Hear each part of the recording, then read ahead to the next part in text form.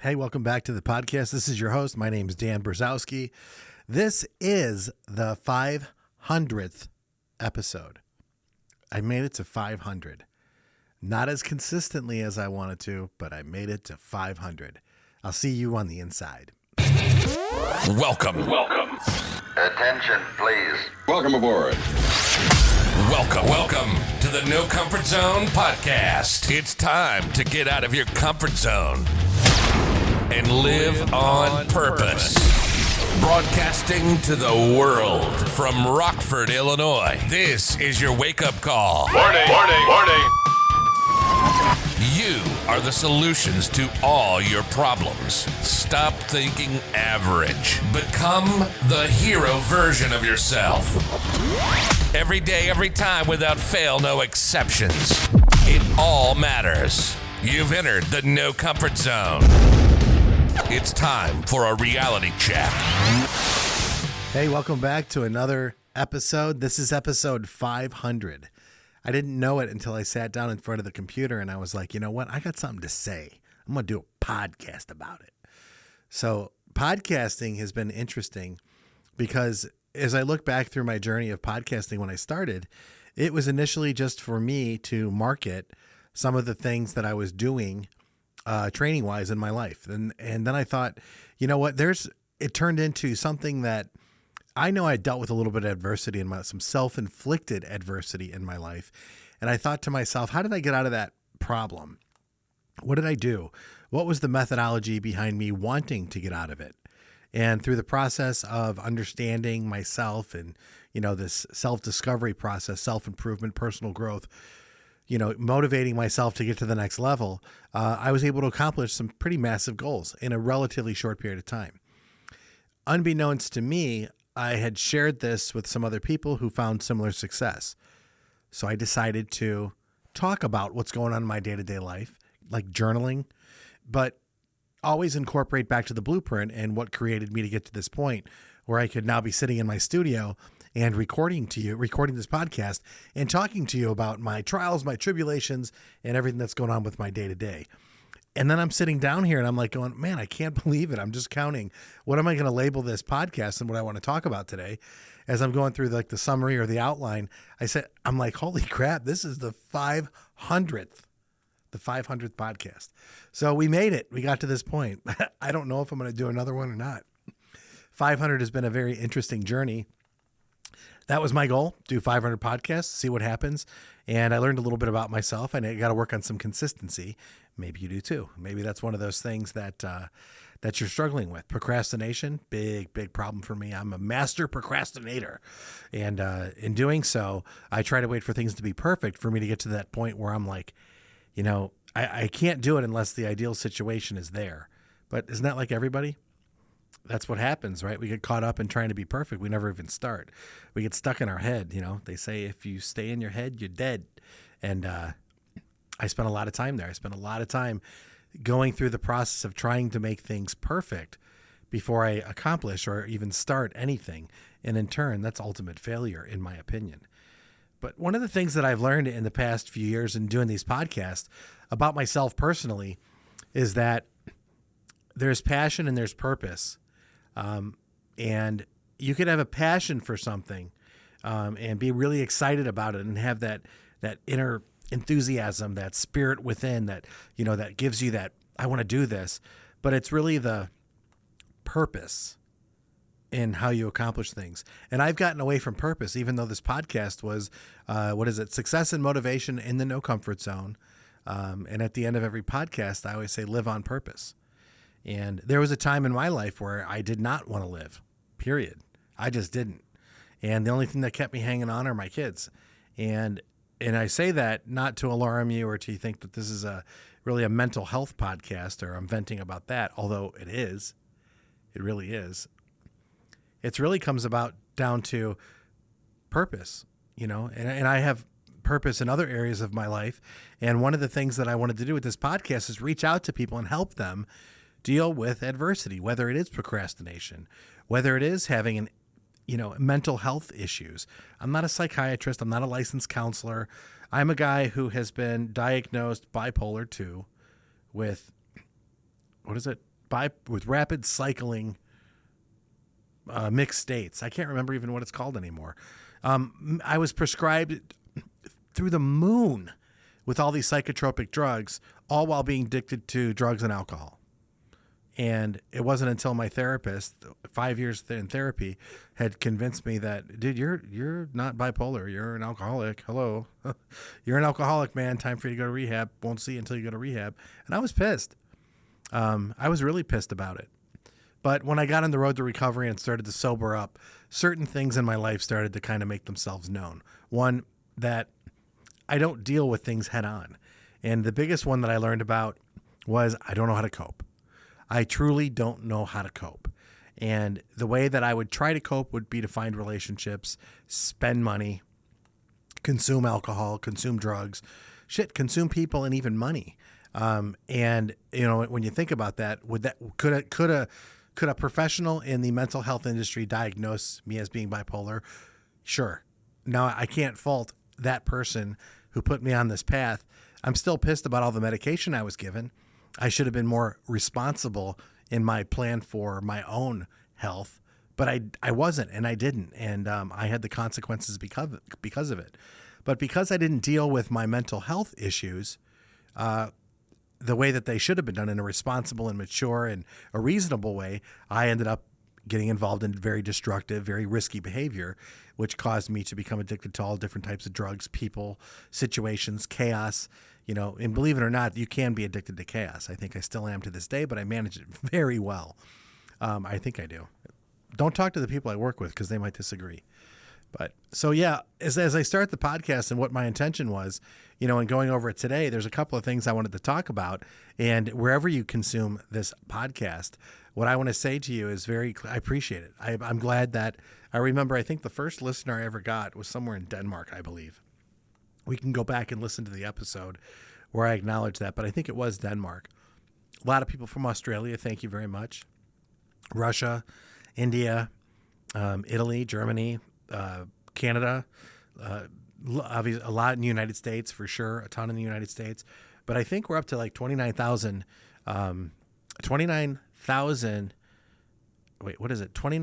unique subscribers is what I've gotten to at this point. And I'm grateful for it. I'm really appreciate you taking the time out of your day to listen to this podcast, whatever platform. And do me a favor while I'm on the subject, go to Apple iTunes if that's where you consume it. And please give me a nice 5-star rating, a kick-ass review, because I need that review. That review is going to help me to reach out to somebody that might need a little bit of help. And as I continue to work on this podcast and get rid of the episodes that I don't like and work on better ones and more in-depth content, I want to reach out to more people and help them deal with adversity, whether it's self-inflicted or situations that they're going through where they might need some help. I'm not the end-all be-all, but I know I can help. I mean, it's just a perspective, a point of view that I look at things that I've been gifted with. I have a gift. I can see my own adversity and not deal with it. I can see your adversity and I can deal with it. Just kidding. But it took me a long time to figure out how to deal with my own adversity. And once I did, I documented it. I documented it to the point where I just didn't want to be average anymore. I didn't want to be in that space where I just felt like there's much more to my life than what there is. I truly wanted to live on purpose. So by getting in this no comfort zone, this mindset, it really became a point where after the doctor's visit and the diagnosis of, dude, you're overweight, you're this, you're that, you're just unhealthy, dude. That's all it comes down to, bro. You're unhealthy. And realizing that I wanted to be healthy and I didn't want it to be decrepit as I'm in my 40s and 50s, I realized that I need to take some personal responsibility in my personal health care, my mental health care. But I wanted to find out, why do I make these stupid, dumbass decisions that I do? How do I get myself in these predicaments? And how come I'm not way more successful than I should be in my own head? See, I've earned everything I've got, all the adversity, all the challenges, all the wonderful things. I've earned every bit of it. I am 100% accountable to my choices and my decisions in my life. But I wanted to make better choices and better decisions. I wanted to feel differently about those choices and those decisions. I wanted to be more proactive in my life. So I started to document things. And through the documentation process, through setting goals, through getting up a little bit earlier, through working a little bit harder, through focusing throughout the day on what was truly important to me was the process of getting to those end goals. I was able to come up with what I call the no comfort zone blueprint. And in creating that blueprint, it really gave me an opportunity to discover what my potential is. Now, Mike Ditka, the former football coach of the Chicago Bears, Go Bears, he was great. You know, his quote was, "Potential means you're not worth a shit yet." And I wanted to know from what Tony Robbins said, if I knew I couldn't fail, what would that look like? What would I do? Who would I be? What would I have? And when I started down that path, it wasn't so important as what I would have. It was more important of who I would have to become in order to not fail and be average. And then from there, I realized that failing is just not even trying. And I should risk a little bit more. I should live a little bit more. I have so many wonderful things in my life that I should be grateful for. And when I focused on that, I was able to honestly approach my problems in a totally different light. I welcomed my problems to look for the solution that was in those problems. What ultimately happened to me in the process? Who did I become by starting to understand more about my problems? And it's something as so simple and as so esoteric as, listen, I don't know exactly why I'm at where I'm at, but what gave me the decision yesterday to make that choice so that I could feel a certain way to have this consequence, good or bad, today? I wanted to know more about that. And believe it or not, the first place that I looked at was the alarm clock. I looked at, am I being reactive or proactive in the morning when it comes to my alarm clock? I took a really long, hard look at that. And then I realized that everything in my life was designed around comfort and safety. I had literally become so safe and secure at average. I wasn't going to risk anymore. Mid-level sales manager job, that's where I'm going to be at. I realized that, okay, I'm not going to have the mansion.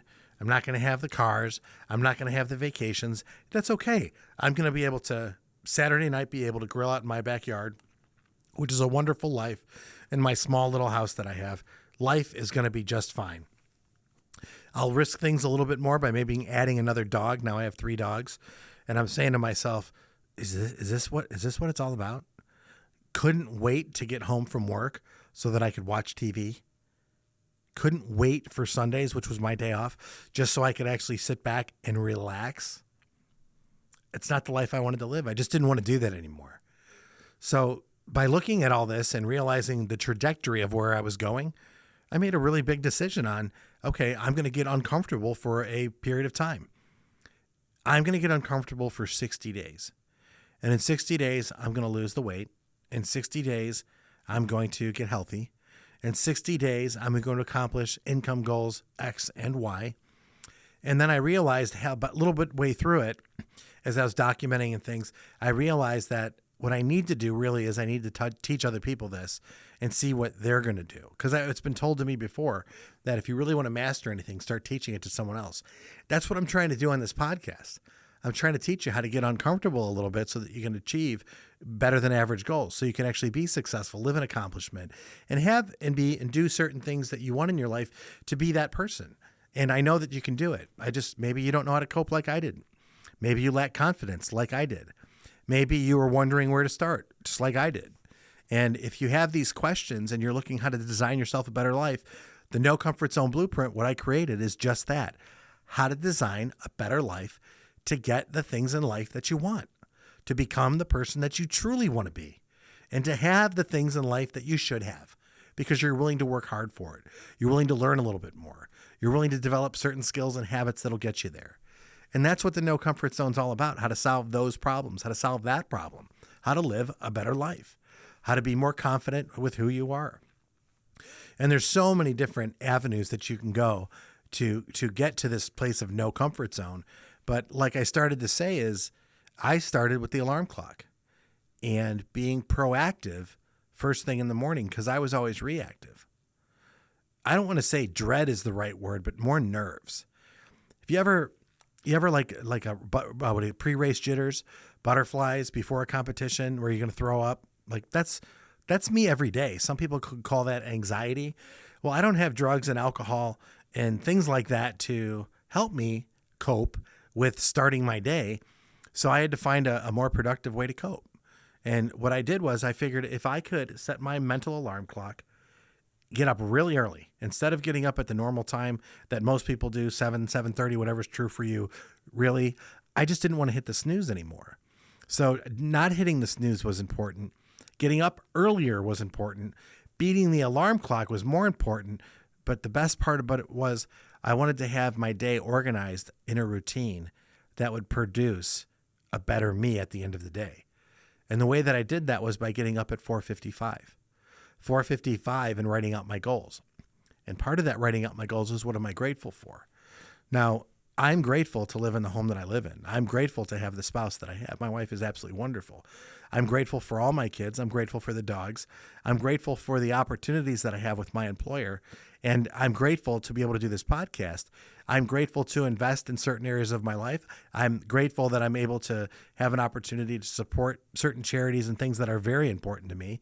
And I'm also, more importantly, on the side, I really do helping people that are struggling with drugs and alcohol, as I did, or even mental health related issues, and directing them where they need to go to get better help. Because again, I'm not a therapist. I'm not a licensed, anything really when it comes to it. I'm just a guy who's dealt with some problems and figured out a way on my own how to get a little bit better day by day.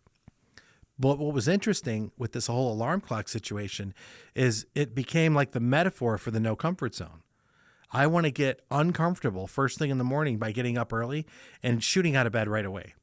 Grabbing my legal pad. Now I do it digitally with a notebook, what do I have? I have a tablet that I write them in, but I still do it. It's still a big part of my day, and maybe it's an obsession or not, but it does help me feel grateful, feel grounded, get centered, and realize what I'm here for, what my purpose is. And living on purpose is a truly wonderful thing, because there's not much adversity you can stop when you welcome the adversity. And you're like, I understand the adversity is here to make me better. It's a gift. And when you look at it that way, it takes all the power out of the adversity, out of the affliction, and it really truly does help you become a better purpose, more purposeful person, living towards your potential so that you can have some happiness, some joy, and greater gratitude for the things that you currently have. It really is helping you to build a more rounded, just a really fulfilling life. And that's what I can say since I've been doing this podcast, is that life has become substantially more fulfilling. I can't tell you that since I've done this podcast, how many books I've consumed on the subject of mental health, personal growth, personal development, wealth, relationships, stories of celebrities who have found success, where this whole journey of me basically going through this no comfort zone period and turning this on to other people and introducing them to it. I have some wonderful relationships now of people that are living on purpose and getting out of their comfort zone. And it all comes down to that reality check. Why on earth would you want to do this? What's that stressor? What's that reality check where you're like, holy shit, I'm not who I want to be. I'm not where I want to be at. And I'm looking at the person and I'm like, man, I have to change what I'm doing in my life because I am going nowhere. When you have that stressor, that's when you call me. That's when you get on the email, dan@thenocomfortzone.com. Hey man, I'm at that point and let me know. And as I transitioned from the alarm clock and setting my goals and working out in the morning and listening to very loud YouTube motivators, Les Brown, Dwayne The Rock Johnson, Denzel is my favorite. Hey, if anybody knows Denzel Washington, if you listen to this podcast, could you tell him I would really enjoy to have him on this show, because I respect him very much as a human being, as a person who has values, and as a person who has faith. And more importantly, or not more importantly, but as importantly, the contribution he's made to the world. There's a lot of people like that, like him, who just by his craft and what he does makes the world a better place. There's Chris Pratt, another person that I would love to have on this show based on what he had said at his MTV Music Awards speech. Just absolutely love it. And these people, they get out of their comfort zone a little bit because they have a purpose. That purpose, of course, is their work and what they do, but it's the message that they send. How does that get out to people? And by doing this no comfort zone for me personally and achieving these goals that, quite frankly, 30 years ago were impossible. Even when I started it, I can't even tell you in the past 5 years all of the different things that have happened in my life that I haven't shared on this podcast that are just absolutely amazing just because of a flip in mindset, a switch to say, okay, I'm going to focus on this and this instead of this and this. And wow, look at these opportunities that show up. Look at these people that have come in my life. And nothing would make me happier than to hear your story of how you listen to the podcast. You've gone through some adversity. You've gotten to a point in your life and you've said to yourself, you know what?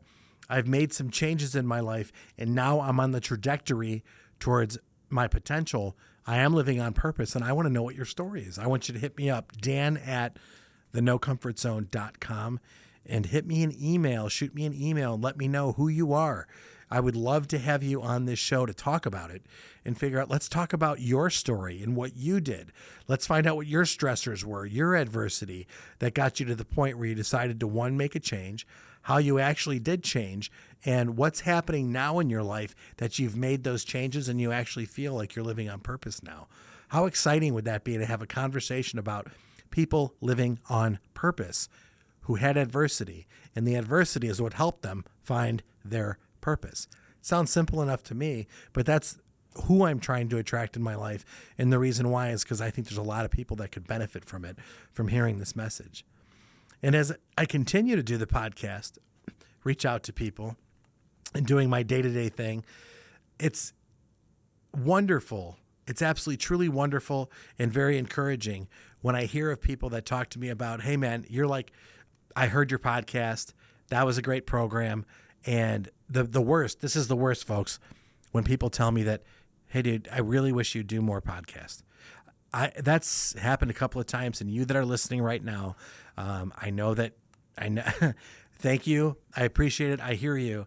And yeah, I need to do more of these for me and for you. I greatly appreciate it. And thanks for reaching out and letting me know that if I'm okay, because I haven't done a podcast in a while. It comes down to me being just consistent. And in certain areas of my life, I'm consistent. But, you know, if I could do this full time, all the time, I would absolutely love to do it, because the connections I've made and the person that I'm turning into, that I've become and I'm turning into, it's been magical. And I want the same for you. Wherever you are, wherever you listen, there's an opportunity for you to grow into a different version of yourself. And I believe this podcast is a way to get there. So, you know, this was a long 20 minutes that we're into it, and I'm going to keep going. But, you know, just recently I had an opportunity that wife's been working a lot. She's now singing in a choir. She decided to take that on, and she's volunteering to do that. She's got a great singing voice, and she decided she wanted to contribute and do more of that. So she's taking it very seriously. She got a really bad cold, so she had some laryngitis going on, but she's still trying to stay engaged and involved. Well, this was the last week of her kind of being sick with all that, so she had to go practice with her little bit of laryngitis she had left. So my son and I volunteered to make dinner, which was a real treat. So we're pretty simple. We do real basic things during the week. We eat our normal, whatever, what have you. You know, we just try to eat healthy during the week, and then we get crazy sometimes in the weekend. But what had happened was we got to a point, and we had decided that we were going to do chicken. No big deal, right? Little Italian seasoning, little garlic powder, either bake it or fry it, whatever we were going to do. And normally that's just one of those things that we do. Nothing crazy, folks. Broccoli on the side, some vegetable, just nothing big, right? My son goes, why don't we bread it tonight? That's getting crazy in our house. So we decided to do the whole thing. So I looked up the recipe, and I laid out, if you don't know this, I'm not a good cook, but I'll share this with you, is that I get the whole process down. It asks for 3 bowls. I get the 3 bowls. I get all the ingredients. I lay everything out so I can get into this wonderful system of just making it happen. I make a big mess, but I use every bowl in the house. But man, I'm telling you, when it's all said and done, I can follow a recipe like anybody's business. And I did. And I was so happy that when she came home, it wasn't just the normal thing. I actually went above and beyond. I know, don't get crazy, right? What ended up happening was pretty funny. They're eating... I'm eating my salad, and they're eating the chicken, and they're like, man, this is really good. This is exceptionally good. And I'm happy that they're delighted with the exceptionally good chicken that I made. I just followed a recipe on YouTube, nothing crazy, right? Breadcrumbs, little egg wash, little flour, No big deal. Well, they kept telling me how sweet it was. My wife asked me, what did you use? Which flour did you use? I went up into the cupboard. I grabbed the plastic container that we put all of our stuff in. There's flour, there's sugar, there's salt, and all this stuff. And I grabbed the one, there's sugar right next to it. I knew that was the sugar. I grabbed the flour and I showed it to her, and she goes, wow, you created a new recipe. And I'm like, why? What are you talking about? What do you mean? She's like, taste the chicken. I tasted it. It was so sweet. It was amazing. It was great. I think I came onto something great here because I used confection sugar. How embarrassing. But it was still really good. I think I really came onto something here.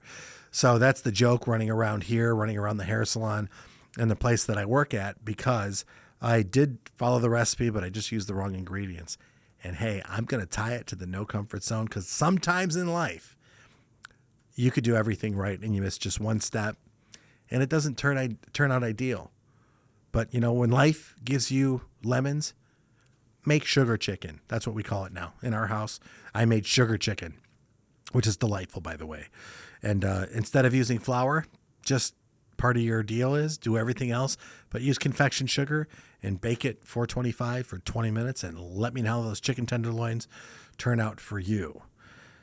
That was recently that we did that, but the moral of the story is we went above and beyond to help her out because she's the one that's always cooking it, but that's just something normally you should do every now and again. But having dinner as a family is really important to us.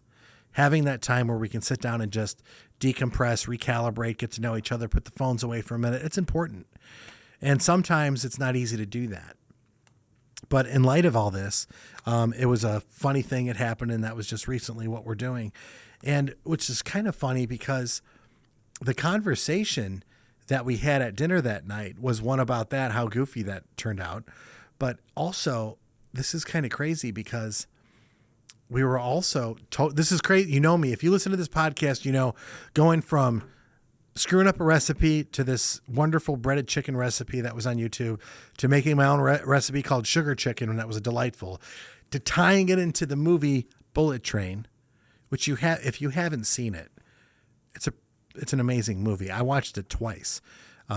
It's just I think it's an amazing movie.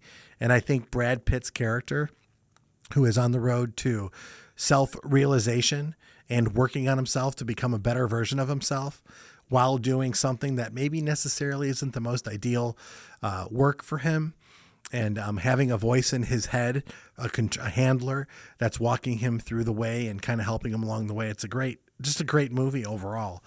And there's Tangerine and Lemon. Those characters are absolutely a delight in the movie. Just a great movie. I think it was a great storyline, very complicated, very unassuming.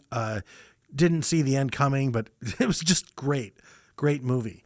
But the reason why we were talking about that particular movie, and what I think is so important, is there's a scene in the movie, and this is a spoiler alert, folks. I don't want to ruin the movie for you, but I do want to bring home a message about when stuff happens in life, whatever it might be, you might be or have an anticipation that something is going to happen in a certain way because that's what you've been working towards.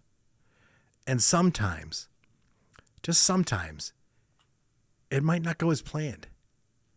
It might be the best thing that ever didn't happen to you, as Dwayne "The Rock" Johnson would say. Going into the NFL for him was the best thing that never happened. And obviously you can see the massive success he is and the big influence he has and the contribution that he's making to society. Easy for me to say. But there's a scene in the movie where something happens, and the irony in what happened is the main character, Brad Pitt's character, comes full circle and says, you know what? How do you know it's bad? Something bad just happened, but how do you know it's bad? There's a ton of stories, I'm sure, in folklore, especially there's a story out there about a Chinese farmer who his son ends up breaking his leg riding a horse, and the Chinese farmer is like, yeah, oh well. And the other farmer's like, aren't you upset that your son can't work right now on your farm because he just broke his leg? And I'm like, oh well. And then sure enough, the next day they come to his house and they say, your son has to join the army. Oh, he's got a broken leg and bypassed him. And hey, aren't you so excited that your son wasn't able to go in the army because he broke his leg and now your son will be able to work on your farm? He's like, yeah, okay. And the story builds and it keeps going on and on like that. I just want to ask you this too. If you're the listener, and if you're in a spot in your life and you're trying, okay, you're trying to make the effort, you're making the effort, you're not getting the results you're looking, it might not be a bad thing. You might not want to beat yourself up over it. You might just want to try your approach and do something different.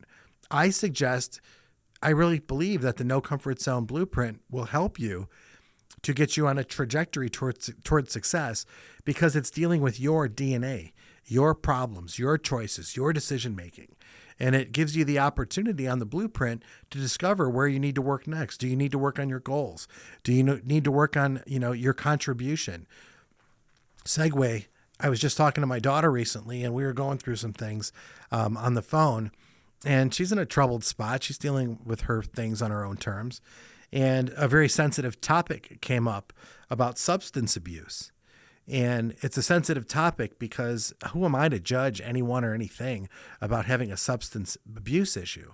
But it did come up as like, hey, this is what substance abuse is. And these are the results when you have substance abuse, and the results and the consequences of what happened. And here's some of the things that I've identified through my journey through substance abuse. It's crazy. I said to her, is, in life, people need to, instead of consuming so much social media, relationships, likes, money, food, products, instead of consuming so much, I think we all need to take a step back and start contributing a lot more, trying to make the world a better place. And she was like, oh, that was good. Let me write that down. And in talking about that now, and I look at, what adversity is and what that means to someone, sometimes adversity is not a bad thing. It's a way for the world to stop for a minute, stop you for a minute and say, hey, let's get back on track. Let's look at who you really are. Who do you want to become? What do you want to have? What do you need to do? Who do you want to be? Because if you are a free spirit, which I believe we all are, you should be able to make that choice and take the necessary actions and pull the necessary resources to have those things, to be that person, to do the things that you want to do in your life. But all too often we get distracted because of our inability to cope. And like I said, when I started this podcast, this 500th episode, our inability to cope with reality is a problem, because reality is always going to be there. You could have a better reality than you have right now, or you could have a worse reality.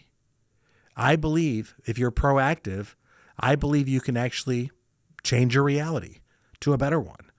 I believe you can earn better things and have better people in your life. I truly believe that you are the creator of your own reality. And I do believe that we were created in the image of Jesus Christ. I believe that. I believe that we are godlike and we can create whatever we want.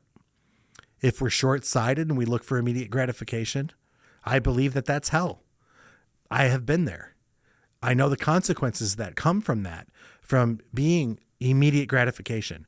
I want this now, regardless of right or wrong. That's hell. The outcome is hell. And heaven to me is doing the right thing when no one's looking and experiencing the reward, because you can see the people around you are actually fulfilled. They're happy. They're doing well. And that's what I believe. Those are this very core belief value system. And I believe that the No Comfort Zone mindset, the blueprint that I created, the talks that I do, the presentations that I've done, all encompass that. If you were to hear me speak at an event, I do this thing called Leaders in Action. And what I talk about mostly in that is that 30% of the people that you work with are dealing with some sort of adversity, and they're not going to tell you what it is. They're just dealing with it. And sometimes you being a leader, you being a good person, you being present are the one that's going to save them from the dread, save them from making a really poor decision that'll last forever, giving them an opportunity just to have a human moment. Sometimes you're all they've got. And as a leader, I truly believe that. And the No Comfort Zone mindset is what got me there. It's people in my life that when I started to go back and realize there have been very specific people in my life that have stopped doing what they were doing to check in on me personally. to see what's going on, to see how I'm doing as a person. They just checked in. That's it. Nothing more, nothing less. Just checked in. They were human beings. And I'm forever grateful. And when I did my No Comfort Zone blueprint, when I'm going through my journaling part and I'm trying to become better and I'm actually working over a 60-day period to go through personal growth, personal health, personal development, I end up realizing that there's these milestones, these people along the way that have drastically helped me. They contributed instead of consuming. I really believe that can help a lot of people. I do believe that if you can be that person to somebody else, you're going to make the world a better place. And then you're going to start to realize when you acknowledge that you're living on purpose. There's people that I want to be on this show because you've dealt with adversity. This book that I'm working on, Self-Inflicted, I want to hear your stories about personal adversity and how you've triumphed and now you have personal success. Self-Inflicted is the name of the title, and it's a compilation of stories, the blueprint of people that have dealt with this, and I'm really excited to be working on this book, and I want to work on this book with you. I want you, if you listen this far into the podcast, I really want you to hit me up, dan@thenocomfortzone.com. If you know of a celebrity that would be willing to be on part of this, if you know the guy next door, if you know somebody that you work with, if there's somebody that you know that you just admire, a mentor of yours, somebody that you respect massively, tell them that I'm actually looking to produce this book and want to use their story. And we'll have a conversation about it, possibly have you on the podcast and work on that. Self-Inflicted is the name of the book. Self-Inflicted, a reality check from the No Comfort Zone, I think is what the title is going to ultimately be. And I'm really excited about that project. So here we are, the 500th episode. And I do believe this is the longest podcast that I've done to date out of the 500. And thanks for listening for this long. I really greatly, truly appreciate it. We've talked about Sugar Chicken, talked about the movie Bullet Train. We've talked about my personal origin story again. And I want you to know something. I do deeply care about you. I care about the choices that you make, the decisions that you're thinking of, choices you're thinking of making, the actions that you take on becoming that ideal version of yourself. You don't have to do it alone. And quite frankly, the journey is the best part. But that journey is so much better when you could do it with someone else. The first one I did on my own. Very grateful that I was able to do that. I was starving to figure out what made me tick, what made me talk. I'm not going to go another day without knowing who I am as a person. And that passion for me to create this blueprint and this process was everything to me. Then once I began sharing it with other people, I realized this was my purpose. Because when I saw the results and the results they're still getting to this very day, I was extremely excited to continue this. So for this journey in this 500th episode, I wanted to greatly, just from the bottom of my heart, with all my gratitude in my heart, I wanted to thank you so much for being a kind listener, for taking time out of your minutes and moments to listen to me rant, rave, figure out my audio, go through the ups and downs, and actually just hear what I had to say about the No Comfort Zone blueprint and me wanting and being willing to work with people to get them out of their comfort zone so that they can have a better life. So I just sincerely wanted to say thank you for joining me up until this 500th episode. I'm going to end it like I always end it. I believe in you. I believe you're worthy. I believe you're worthwhile. And I truly believe that your best days are ahead of you. And it starts today. Today is the day that you get out of your comfort zone and live on purpose. Say goodbye. Want more of the No Comfort Zone?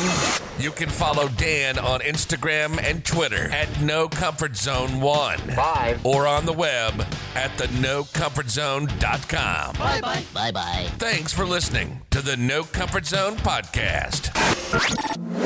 Bye-bye. Bye-bye.